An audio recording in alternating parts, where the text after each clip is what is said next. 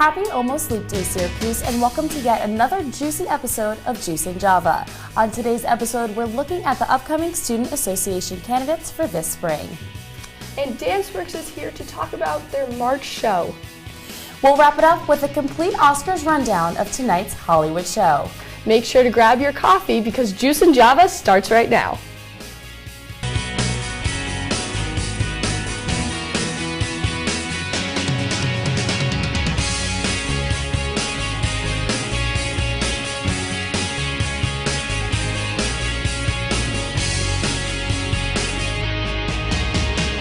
Good morning, welcome to Juice and Java. I'm Rebecca Thornburg. And I'm Rossi. Let's start off today's show with the squeeze.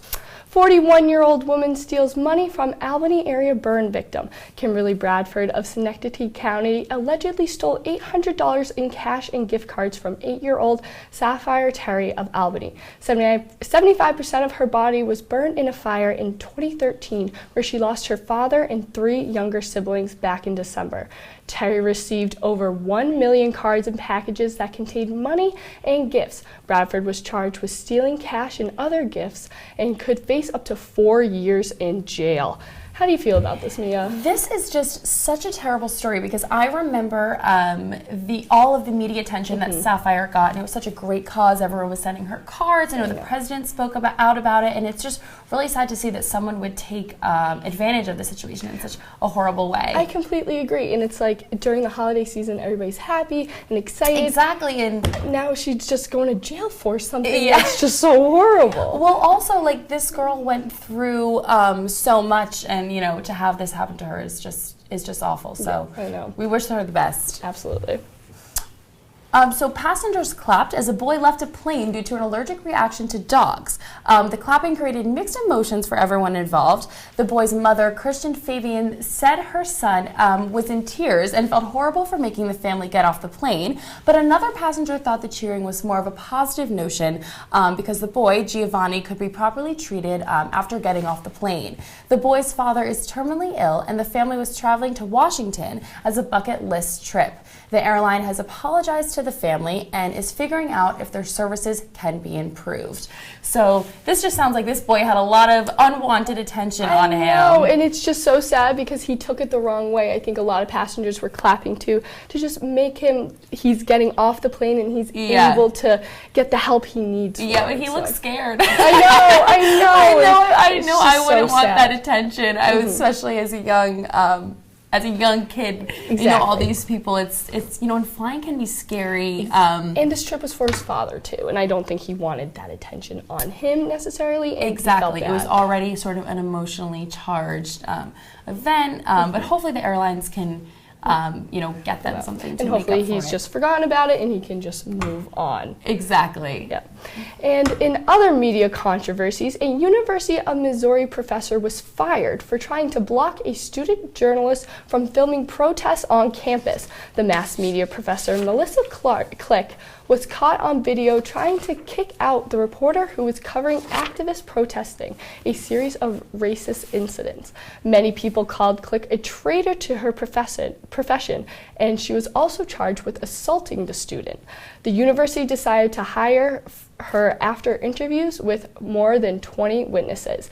The interim chancellor says the decision was in the best interest of the university. So Mia, as a broadcast journalism student, what is your take on this? This is kind of like upsetting for me because, as journalism students we're taught to, go out and cover stories, and especially on campus, and I would think a media professor would be encouraging of students who are looking to cover these sort of landmark protests that people around the country knew about, and I think the university made, a good decision after, they interviewed a lot of people and, getting different perspectives. Exactly. And it's good that they did fire her because journalism is supposed to be objective. Exactly.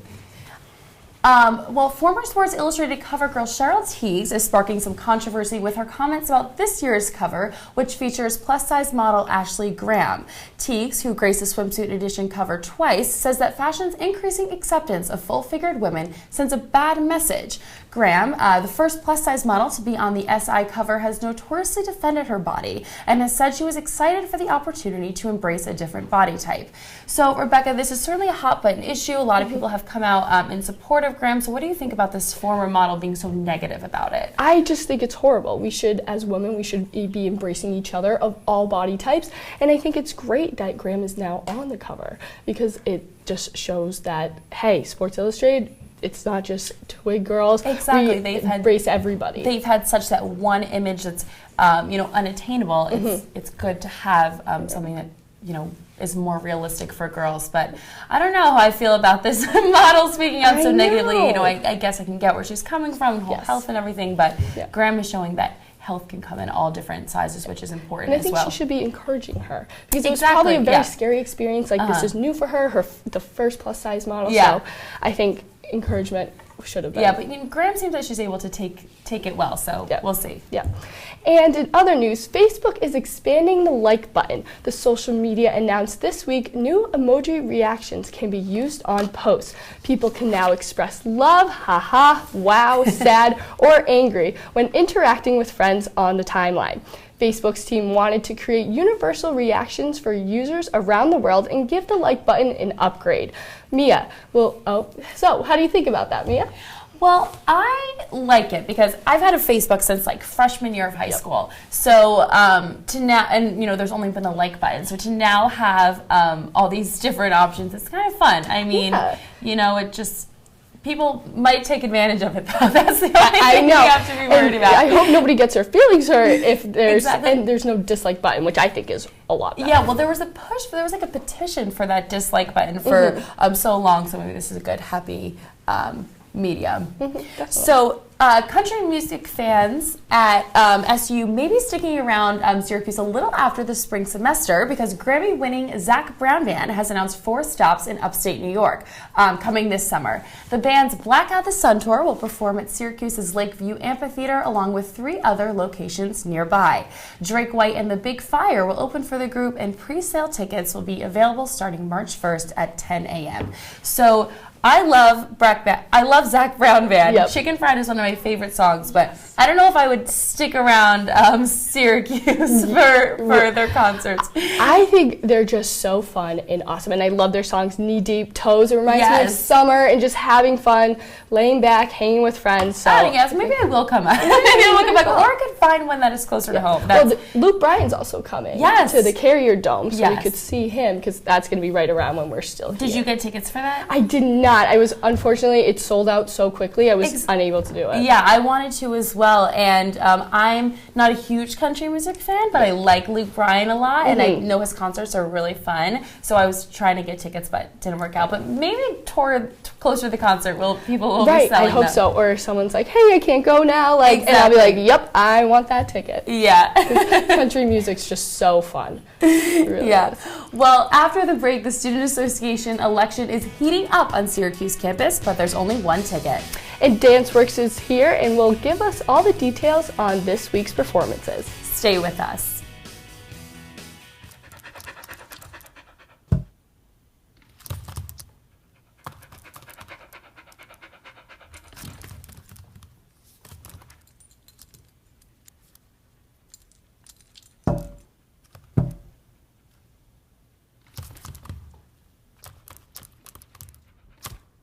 There's a shelter pet who wants to meet you. Meet one today. Visit theshelterpetproject.org. Adopt. Here's your check.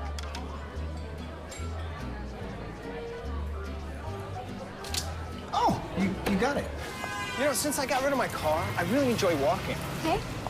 Got it. No. Getting pulled over for buzz driving could cost you around $10,000 in fines, legal fees, and increased insurance rates. Oh, you're home early. You live with your mom? That'll set your game back a few years. Buzzed, busted, and broke. Because buzz driving is drunk driving.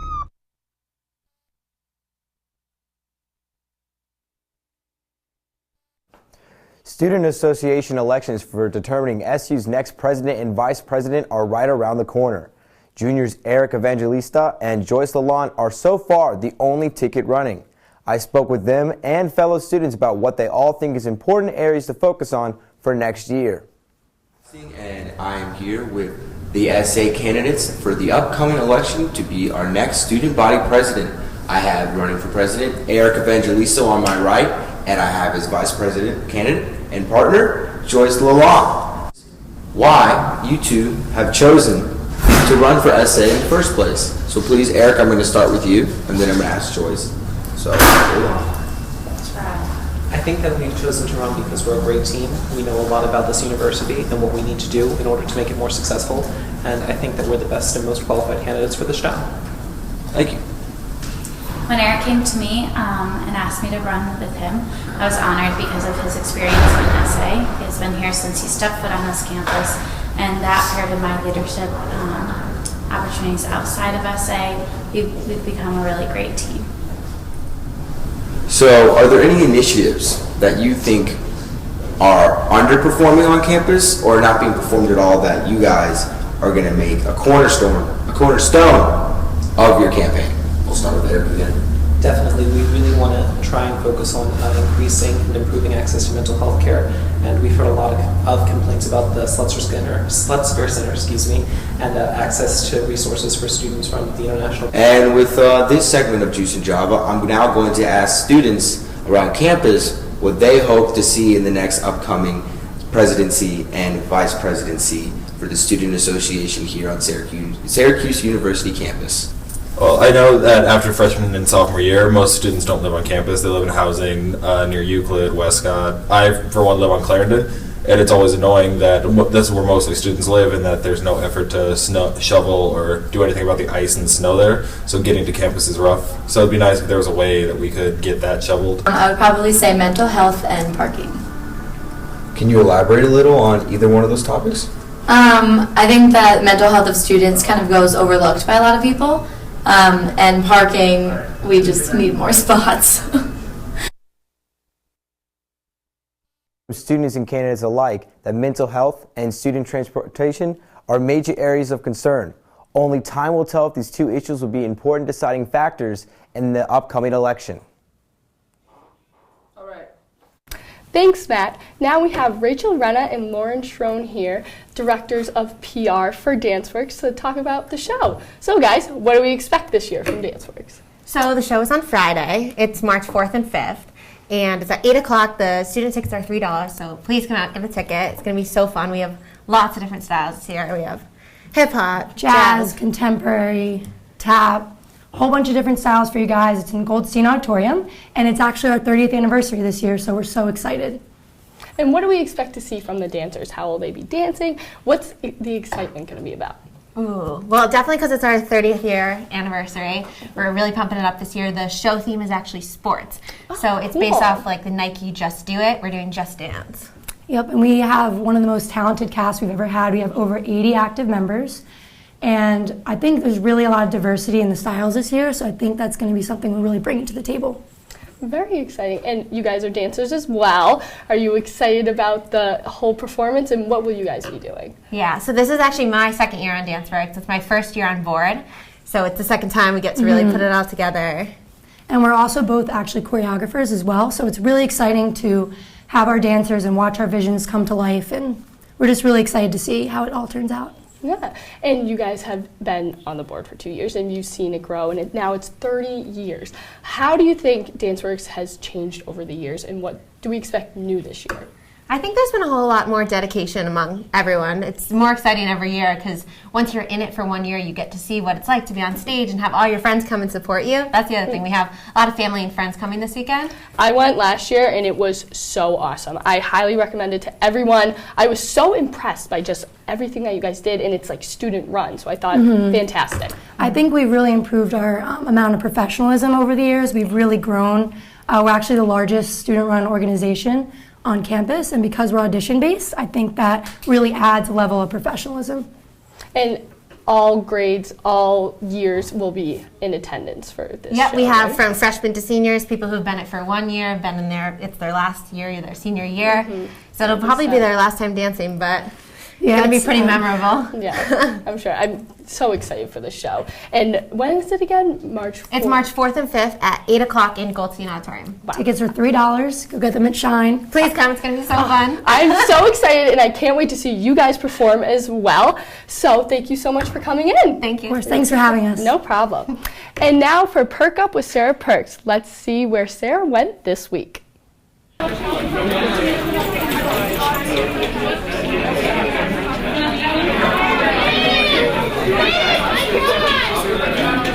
Chili cook-off, where students compete to see who has the best recipe.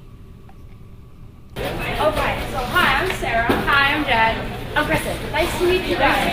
Okay, so what role do you guys have in this event today? Okay, so I'm just vice president of the org and an enthusiastic chili eater, but Kristen actually helped put it together. Yeah, so I've been running this event for 2 years now, which is really, really fun. So basically just organizing all the recipes together, getting them from the students, and just making sure that all the food is here. Okay, so all the students, how did they give you guys recipes? Are people allowed to submit them? Yeah. Or do you hand out flyers? Or? Yeah, so it's really awesome. We kind of don't advertise it that much because usually the recipes just come in general anyway. So the way that it works is we have a form on org site, and then we submit your recipe. Any student can do an auto-submitted zone. It's a little bit questionable. It's not the best. It's a little bit tricky, but it's fine. It's fine. And then from there, food services makes it really nice. The students don't really do anything other than like who actually after aunt's like great grandmother, which one was the best they ever had, so then they can submit it. Wow, that's another yeah. Well, what's your favorite chili so far? I mean, Jen's right here. Yes. I know my mom's chili recipe, and so that's my favorite. Okay, so your mom was able to do the chili recipe? Technically, I submitted it, but it was her recipe. Otto made an appearance here today, submitted his own recipe. Isn't that right? Is yours the best? Yours the best? Thumbs up. Was there any you didn't like? Or are they all good? All good? That's good. I have to say, Otto's chili was quite spectacular. Winter Carnival just ended yesterday, so if you missed out, you'll have to make sure to come around next year. When we come back, check out the best and the worst in fashion for Hollywood's biggest star-studded event. And we'll see what's spurring with Connor Federico in the sports world. We'll be right back. So who's going to do what? I'll pack the dead batteries. Great. I'll only put what I don't need into a duffel bag. Perfect. That's totally unhelpful. No problem. Meanwhile, I will try to comfort everyone by speaking in a calm voice. And who is going to handle supplies? I can forget to do a list for us. Thanks, pal. We couldn't be any less prepared. I'm proud of you guys. Talk to your kids about who to call, where to meet, what to pack. Search Ready Kids at nyc.gov or call 311. You know what, guys? There's a lot of tree branches and dry brush over here. We should probably move the bonfire over there.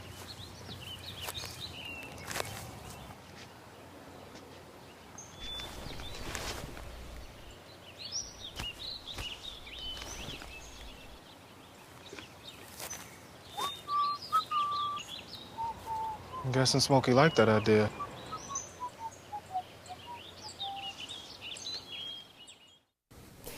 Thanks for staying with us. Juice and Java's Connor Federico is live in the studio to tell us what's brewing in the sports world. Thanks, Mia and Rebecca. While many people will be cheering on their favorite stars tonight at the Oscars, the same will be happening for sports fans all around the country. In college basketball, Syracuse will be watching and competing in order to secure an NCAA tournament bid. Today, 6 ranked teams are in action, including Duke going on the road to Pitt. Either way, this helps and hurts the Orange's resume after an impressive win at Duke, but 2 big losses to the Panthers as well.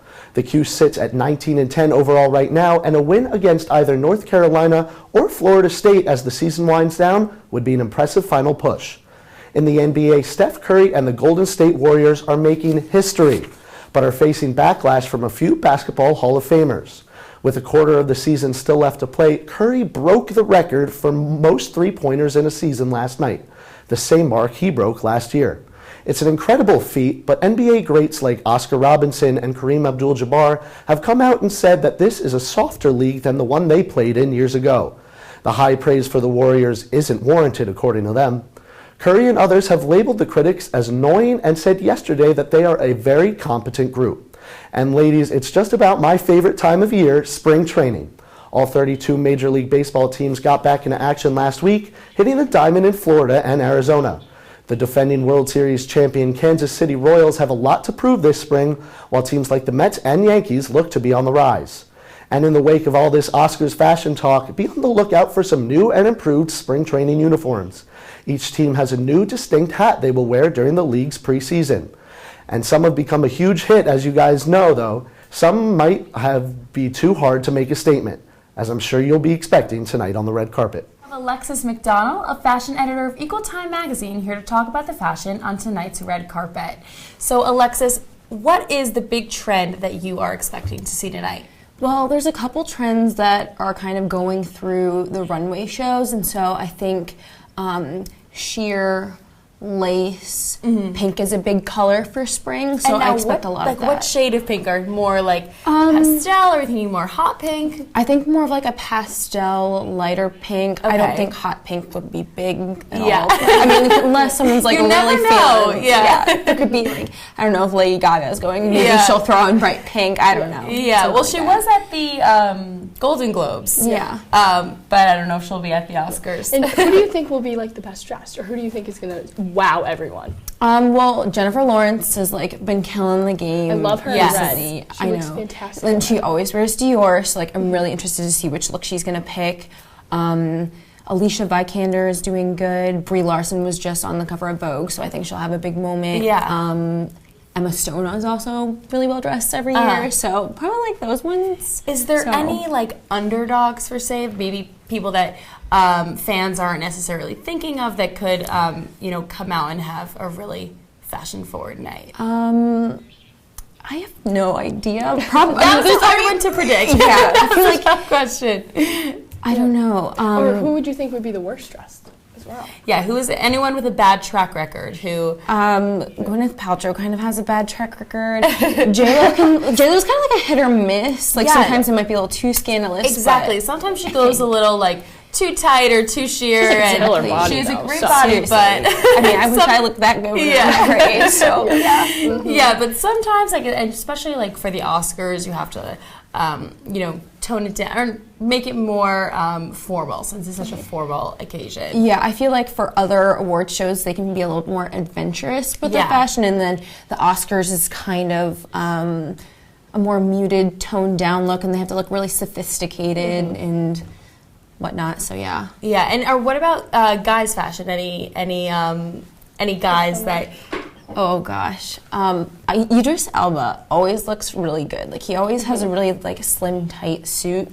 Other than him, I don't know. Like they all just wear suits, so it's just kind of like who's already good looking. Exactly. So as long as they can dress well. Thank you so much for joining us. Thank you. That's a great insight too. I love this. When we come back, Sarah Gatcomb is in studio to talk about the diversity issues that are facing the Oscars tonight.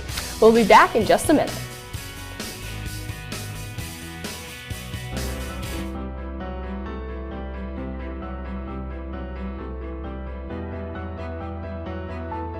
Body language can tell you all sorts of things. Like someone is having a stroke. Know the sudden signs. Learn fast. Face drooping, arm weakness, speech difficulty. Time to call 911 and get them to a hospital immediately. Learn the body language and spot a stroke fast. If you want to be a parent, it doesn't matter how you play, what you wear, how you dance, or even what direction life takes you. You just need to be there. You don't have to be perfect to be a perfect parent. Thousands of teens in foster care don't need perfection. They just need Welcome back to Juice and Java. Sarah Gatcomb is joining me to discuss the diversity issue facing the Oscars award show this evening. Thanks so much for being here, Sarah. Thanks so much for having me. So can you, to start, give like a quick overview of this diversity issue for viewers who may not have heard of it? Sure. So the diversity issues surrounding the Oscars really started when the nominees came out. And what happened is for the second year in a row, the Best Actor and Best Actress categories are all white actors and actresses. There are no minority populations being represented, and everyone's really upset about it. And so we saw last month, January 14th, when the announcements came out, the hashtag #OscarsSoWhite started trending on social media, and everybody's really upset about it. We have stars like Jada Pinkett Smith and Will Smith who are refusing to go to the show because of this issue. So who are some of the actors who maybe were expected to be nominated but feel they were affected by this diversity Well, I know issue? that a lot of people are pointing to Will Smith, who, as you know, was in Concussion this year. Yes. He's never had an Oscar, much like Leonardo DiCaprio. Also, the Straight Outta Compton movie, it was in for, I think, Best Original Screenplay, but it didn't get any of the actors as actresses or actors, supporting actresses or actors nominated, and so people are really surprised by this. And who has really spoken out about this? I know you said Will Smith and Jada Pinkett Smith, but is there anyone outside of the actor community, maybe higher up in the Academy, who has come to speak out about it? Right, well, I mean, in terms of hierarchy, I'm not sure. I mean, I know the Academy came out and they said, you know, we're hoping to rectify this issue. We recognize our mistake. We're hoping that by the year 2020, we can get more diverse Academy members who are voting on these movies so that we can see more diversity reflected in the Oscar nominations. And in terms of people talking about it, everybody is talking about it. I was looking at social media statistics for January, and there were 444,000 tweets using the hashtag #OscarsSoWhite just on Twitter. Yeah. That's not including, you know, blogs, Facebook, anything like that, Instagram, Instagram, anything like that. So everybody is talking about it. It is a huge issue. And do you think, are you projecting that they're going to mention anything about it tonight, or do you think they'll shy away from the controversy? Well, everybody is looking to Chris Rock. He's been noticeably silent about the issue. After the diversity issue came to light, he went absolutely silent. He hasn't done any pre-show interviews, anything like that, talking about the issue. Now, he has been tweeting very cryptically about the show. He's using hashtag blackout at the Oscars with the staticky TV screen. And so we're expecting something from him. Now, whether he will address the issue seriously or make a joke of it, we're not sure. It's Chris Rock, so we'll find out tonight. You never know what you can expect from him, that's for sure. And I'm wondering if red carpet interviewers are going to be asking anybody about it as well. I have no doubt in my mind that people are going to be talking about it, and I would say that especially the women and people who are representing minority populations, they're going to be asked about it the most. I'm not so sure that we're going to see people who are actually represented in these categories talking about it, but one would hope that they would. Oh, great. Well, we definitely will have to see what happens tonight. Looking forward to the show. Forward to it. Thank you so much for joining us. And in other news, a Michigan firefighter saves the day, but not in an expected way. Ryan Coolin paid a family's power bill to keep one of their sons, Troy Stone, alive. The Stone family has a son who suffers from Duchenne muscular dystrophy and needs an electrically powered ventilator to stay alive. The family has been struggling with medical bills and forgot to pay the electrical bill. McCune helped bring the son to the hospital and then called the power company to pay the bill. So this is just another one of those heartwarming stories. Exactly. It is fantastic. And it's good to see that someone in the community really reached out and tried to help this family in need, because this was really important for them to keep their son alive. And to have the power go out, I can't imagine what they were feeling at that time. And just to juxtapose this with the Sapphire story as well that we talked about in the beginning, it's nice to see this. And we want to thank you for joining us today on Juice and Java. Like us on Facebook and follow us on Instagram. And don't forget to tune in next week for more sizzling content. I'm Mia Rossi. And I'm Rebecca Thornburg. See you next time, Syracuse.